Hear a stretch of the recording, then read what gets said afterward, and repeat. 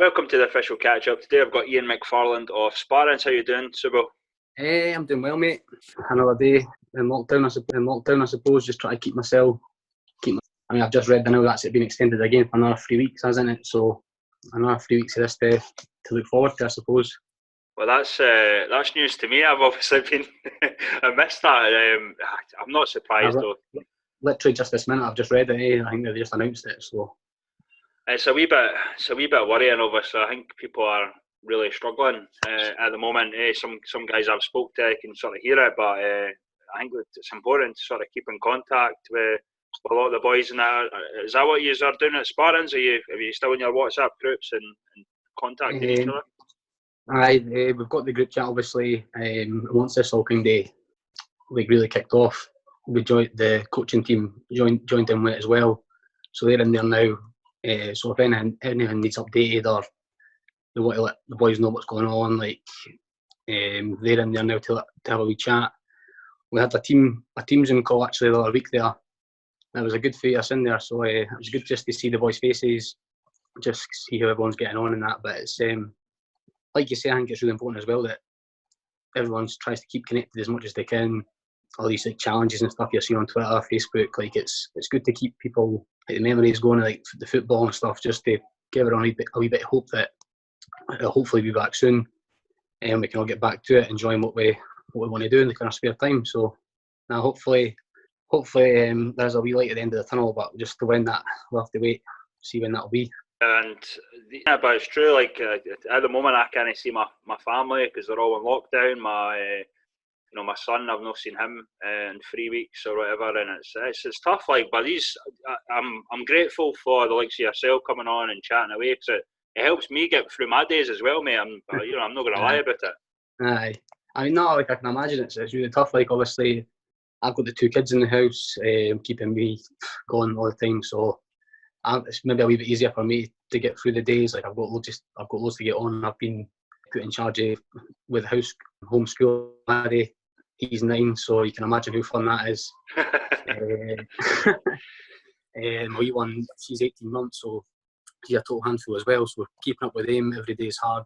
But they've not seen their grandparents or that for a long time. So it's stuff like that. It is difficult. I can see how it's hard for other people as well that can't even see anybody that have not got many. They're not living with somebody. It could be difficult. So stuff like this, could definitely help. Hopefully keep people smiling out as much as we can, really. Yeah, and no, it's good. It's good because I think usually trying to sort of talk to some boys, obviously we'd have to go over to training. You might only get about 5 minutes with them. You're kind of always talking about football in a sense, but this is a great way to get to know some of the guys a wee bit, as well. No, definitely. Just like you say, obviously if you've been going to training sessions and stuff, you boys might have to get away, and you can only get them for those few minutes really to go over the football that's happened the week before or the game's coming up. But no, this way it's true, you can get to know the boys in the league a bit more better, see how they're living their lives and stuff. It's definitely it's a good thing, definitely. And in terms of Spartans have had, to be honest, I kind of think they've had a similar season to last season. I think you struggled a wee bit, but then you sort of hit form, and it looked like you were could have possibly been in with a shout for top 4 again, because I know BSC had games in hand, but certainly I think there was realistically you could have probably. Yeah, the 3 or 4 games before, obviously this all happened, our genuine target was to catch top 4, catch Shire. That was the genuine target, because they'd obviously dropped a few points. And we, like you say, we'd hit form.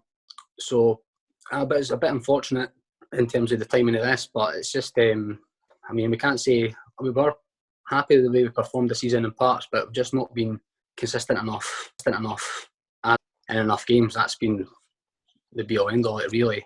We're going individually. We've got really good players, and on our day, we play some really good stuff. We've got boys who are really committed. Get stuck in as well. We've got a good blend now. Got some older boys, really experienced.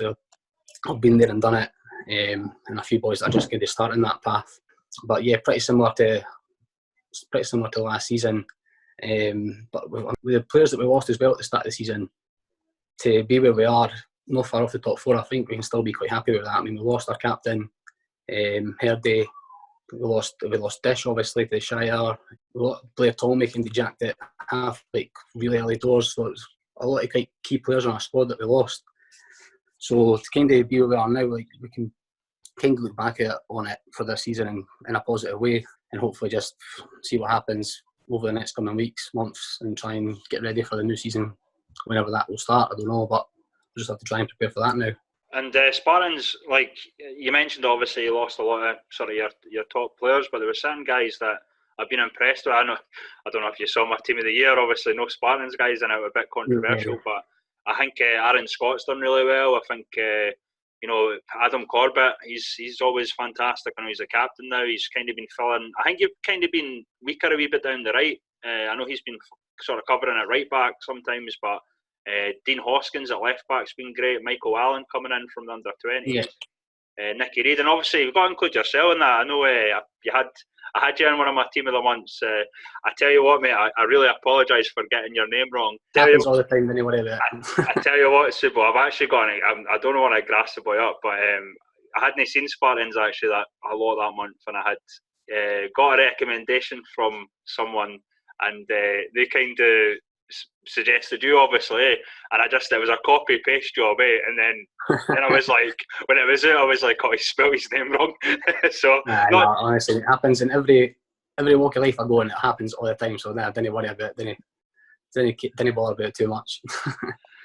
And it was a weird. I said the same to Sean Winter. It was a bit weird for me not having a Spartans boys or East Kilbride boys in it, but I think it says about the standard of the boys that are coming down, like Nicky Lowe at East Stirlingshire, boys that went to Kelty, BSC, and then you've got like Will Bolo who came to Spartans as well. It's immense trying to keep up with the quality of the league. No, it's the quality of the league now is like, obviously I've played, I don't know, I can't remember what year the league started, but I've played in it every year apart from the one when the City got promoted, obviously. And like, if you're going back then to like now, it's the top like 5-6 teams. It's even for top 8 teams, it's really hard. Like I've said before, like Nicky Lowe's probably the best player I've played against like this season. Trying to get near in a game is just, it's so difficult. And you look at the boys at Kelty, have obviously who have like dropped down a few levels to try and build towards something, and Bonnyrigg obviously got through it and got promoted and stuff, and the quality they've added, like the standard they play is just going up every year, and it's going to keep on going up every year. So I mean, yeah, usually you'd maybe have one or two Spartans, one or two East Kilbride maybe kicking about in there, but that just shows you the quality of the league this year and the standard that other teams have been doing. I mean, you look at the top 4, I know Shire maybe dropped a few points near the end of the season, but like they were kind of separated from the bunch, like kind of early doors. You could kind of see that set in stone. So in terms of like your team of the year and stuff, you can only really say it's fair for what the results have done, what players have done. Like I don't know how many goals Nathan Austin scored, assists for other players and stuff. It's just like you say, the standard of the players like in the league has just went so high now. But it must have been difficult for yourself to pick 11 players.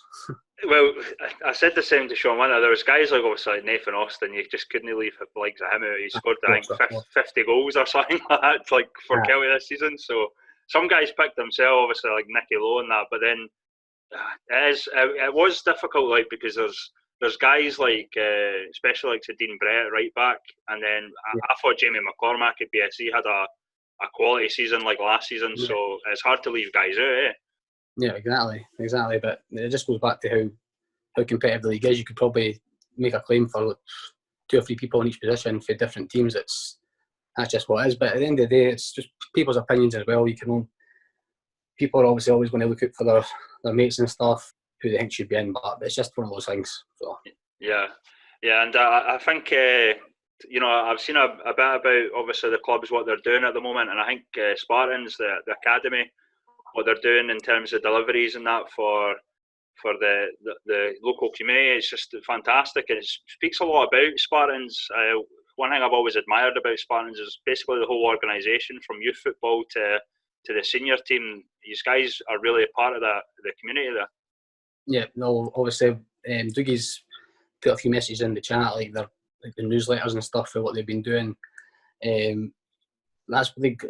In the chat, it's been pretty quiet as well, because we all understand is that they're still going, they're still working really hard down at Ainsley Park, like you say, doing the packed lunches, deliveries, trying to look out for like all the community and stuff like that. So they're at it 100%, trying to look out for people in the community. So like you've already said, it's in terms of that, maybe other people don't see it as much, but it's a great club for what they do for the people in the North Edinburgh. Like it really is good.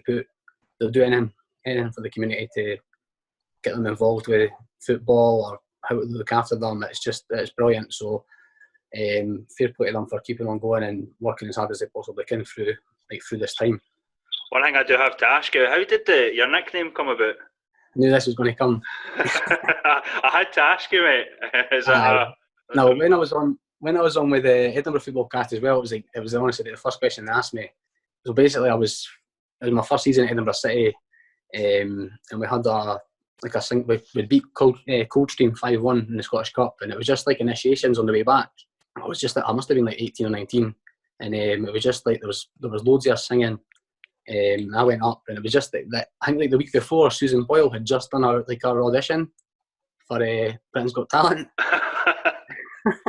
and obviously like, nobody expected that to be good. And then I went up, and everyone thought it was a bit of a chanter. So Jordan Caddo, he just started singing Subo, like everyone started singing it. I thought it would obviously be, it was just like a wee drunken sing song we left by the Tuesday at training, and ever since then it's just stuck. Subo, everyone calls me Subo from now on, so that's how it came about. Yeah, it's a good story. Like I'm sure I probably heard it because I had heard the Edinburgh Football Podcast. Just for anyone listening, we don't get as much involvement with Spartans and Civil because the guys at Edinburgh Football Podcast do a fantastic job, and they're kind of limited to what they can do. So we don't talk to you guys as much, and it's not anything to do with you guys. It's obviously just in fairness to them because we've got the whole league basically. But I know you had been on the show before, so that's why one of the reasons I reached out and stuff. But I thought it was just that you were really good at Subbuteo or something like that, you know. Well, there you go now. Now you know it. So, to be fair, I didn't even think I was that good. I was just probably the best of a bad bunch at the time. And now Caddo's done me over. And that nickname stuck with me probably till I finish football now. So. And one thing, I know they did mention this as well, or it has certainly been mentioned, but your handshake, mate. How much your handshakes that you put in? I've heard stories about breaking folks' knuckles and all that sort of stuff. Just need to let the boys know what they're in for when they join Spartans. They just need to get them ready for it. So, I think that was. I don't know what they done. Just I don't know what they photoshopped to make out that was Adam Corbett's quote, but it's not like that at all. I was about to say, has anyone gave you the gun to stop you doing that? I guess. Nah, it's not like that. It's fine. But as I said, mate, I think Spartans, I have massive respect for Spartans. I know, the West of Scotland's coming in, and you have struggled a wee bit, but certainly this season. Similar with East Kilbride, though, I think you guys were the sort of, you've been there obviously with Edinburgh City and that, but are you a wee bit worried for East Kilbride and yourselves with these sort of, East Juniors, you've seen Bonnyrigg, Kelty, potentially West Juniors, are you a wee bit worried about your position as a sort of top club in the Lowland League? With what Spartans have done, going for East of Scotland, into the Lowland, titles they've won and stuff like that, cups they've won, I think they'll always be a big club, a big name. Mm-hmm. It's going to get a lot more difficult. I mean, I don't know how many years, a couple of years. It's going to be like a non-league, Super League, basically. These best teams for the non-league coming in. It's going to be so tough, and obviously the players that these clubs will attract to these players to go and play for them as well. It's going to be so tough, and not just for Spartans and East Kilbride. So I think no matter who you are in a couple of years in the Lowland League, it's going to be some. If you go up and go all the way, it's going to be some going.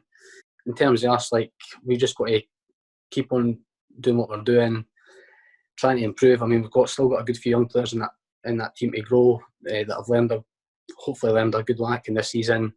and hopefully like the experienced boys that are still there can help push them on, and just go to this next season start afresh. You never know. We'll just go for it as much as we can for the start.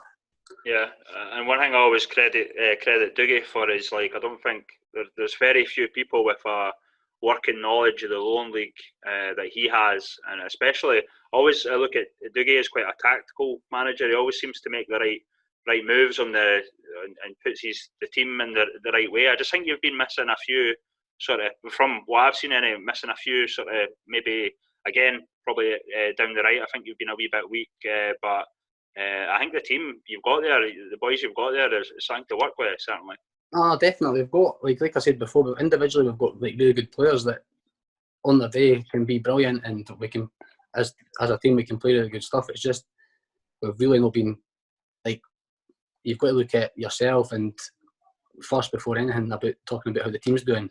And I bet a lot of the boys in the change room wouldn't have been happy with how they played this season enough of the time, myself included, because once it's like one or two boys like no playing in this league, you have to be it all the time. You can't just have like a few years like going for it with the team for the start of the game. It's got to be everybody, because as soon as a team in this league sees that they've got a chance, or that you're there for the taking, like it's hard to get it back. It's a tough league, even now. So I mean, hopefully, I don't know what's going on in the background. Like, probably not much just now, but I don't know. Hopefully, get a few other boys, but add a bit more quality in.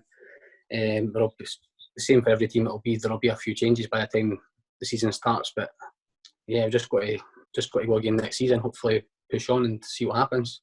Yeah, and I don't know if you listened to Sean Winter's thing, but he had well, obviously in the restructure discussion, he kind of put a point across that if it's by application, then East Kilbride would have a great chance, having been there and sort of done it. Do you have a similar view of Spartans if it was open to application?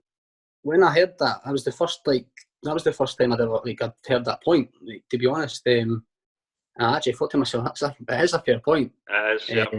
Because it's like he was saying, it's two, about the promotion and the restructure, it's two completely separate things. So that's a great point. Obviously, that's for us to like speculate about and stuff. But if I was on the other side, if I was playing for Kelly and Brora, I'd obviously want to be going straight up. And if there's a restructure, they need to be the first ones to go into it. I mean, it's tough, but now it's a great point. If that's going to get put across to like somebody, obviously that's making the decision as well, like for them to think over. I mean, it's a great point, because like you said, every time that Spartans or East Kilbride or whoever it's been that's won the league, they've had to go through that playoff and like Cove and stuff as well. That's a great point. It's out of our hands really. It's just whatever they come up with. I'm sure somebody's going to be not happy, somebody will be happy. It's one of those things that it's a worldwide crisis. I mean, so it must be hard picking and deciding what's going to happen in a football league when there's so much other stuff going on. So we'll just have to see what the governing bodies make it, and that's it really. Just what to say, hopefully, obviously the people at Spartans, we've not had our last game of the season the same as everybody. Hope everyone that's came to watch us is safe and well. Hope everyone's doing all they can to get through this time. I'm sure we'll all get through it together and hopefully be back soon. And that's pretty much it, mate. Same to you as well. Hopefully everything's good and everyone keeping safe. Brilliant, mate. I really appreciate you coming on and giving us a wee bit of the Spartans chat. And I know we had Cameron Hobbs. It's not quite the same. He's very opinionated on this big Spartans guy, but it's great to obviously have you on, Subo. I really appreciate you coming on. And as you know, to repeat your sentiments, I think Spartans are a credit to the Lone League. They've obviously been there up, and what, as I mentioned, obviously what they do for the community is fantastic, and certainly a lot of positives about Spartans and the players, and all the best, mate, and keep safe. Perfect, mate. No worries. Cheers.